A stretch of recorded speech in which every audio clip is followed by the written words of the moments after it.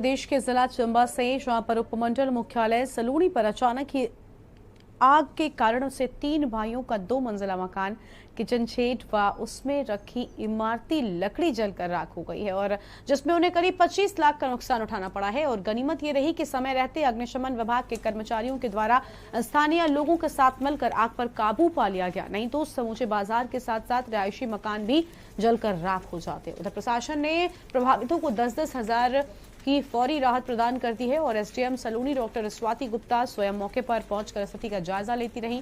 तहसीलदार सलूनी पवन ठाकुर ने बताया कि 3 भाइयों का मकान आगजनी की भेंट चढ़ गया है, जिसमें 25 लाख के करीब का नुकसान हुआ है। प्रभावित परिवारों को 10-10 हजार की फौरी राहत दे दी गई है और जल्द ही नियमानुसार सहायता भी की जाएगी।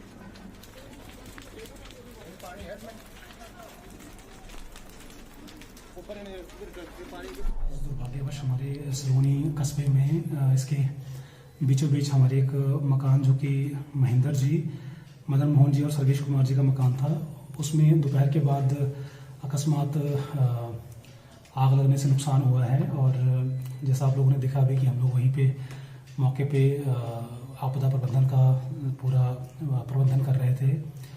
इसमें 3 भाइयों का ये मकान था और अप्रॉक्सीमेटली अभी तक प्रमाफसाई हम लोगों ने एस्टिमेशन किया है तो ये 20 से 25 लाख रुपए तक का नुकसान हुआ है। और अभी आग कंट्रोल में आ गई है और प्रशासन की तरफ से तीनों भाइयों के परिवारों को 10-10 हजार रुपए की फौरी राहत भी दी गई है।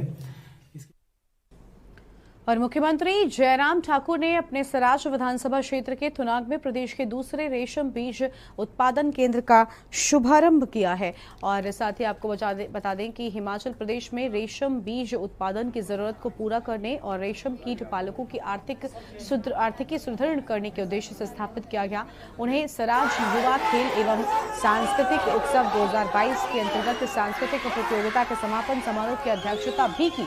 जयराम ठाकुर ने कहा कि युवाओं को खेलों और सांस्कृतिक गतिविधियों से जोड़ने के लिए सराज युवा खेल व संस्कृति उत्सव का आयोजन एक अच्छी पहल है। इस उत्सव में सराज घाटी की 1390 टीमों के माध्यम से 14,000 ग्रामीण युवाओं को अपनी प्रतिभा का प्रदर्शन करने के लिए एक मंच उपलब्ध हुआ है। इस मौके पर मुख्यमंत्री ने थुनाग में HDFC बैंक की शाखा का भी शुभारंभ किया है।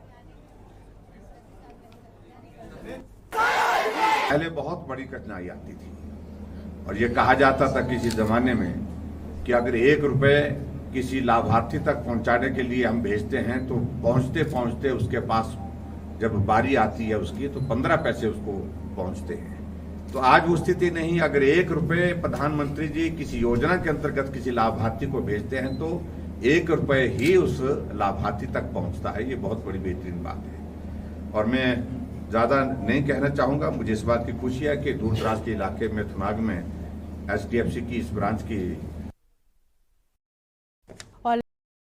लड़भडोल के हौसले बुलंद नजर आ रहे हैं। ताजा घटनाक्रम में पंजाब नेशनल बैंक लड़भडोल के एटीएम में अज्ञात तत्वों ने सेंध लगाने की कोशिश की है। जानकारी के अनुसार लड़भडोल बाजार में स्थित मुख्य शाखा पंजाब नेशनल बैंक के साथ ही उनका एटीएम भी मौजूद है। बता दें कि देर रात अज्ञात तत्वों ने एटीएम में चोरी करने का प्रयास किया और कामयाब भी हो गए और एटीएम को क्षति पहुंचाई है। इसके साथ साथ सीसीटीवी कैमरों में भी अज्ञात तत्वों के द्वारा स्प्रे मारा गया जिससे कि वो एटीएम में घुसे और जिसके बाद चोरी का प्रयास किया गया, लेकिन चोरी करने में सफल नहीं हो पाए। मौके पर पहुंचे DSP सरकाघाट तलक शांडल और जोगिंदरनगर थाना प्रभारी प्रीतम जयराल ने लड़भडोल बाजार का दौरा कर हर सीसीटीवी कैमरों को खंगाला है। उन्होंने कहा कि सीसीटीवी फुटेज के आधार पर जानकारी जुटाई जा रही है और कहा कि मामला दर्ज कर लिया गया है। मामले की पुष्टि करते हुए DSP सरकाघाट तलक शांडल ने बताया कि मामले की छानबीन भी की जा रही है।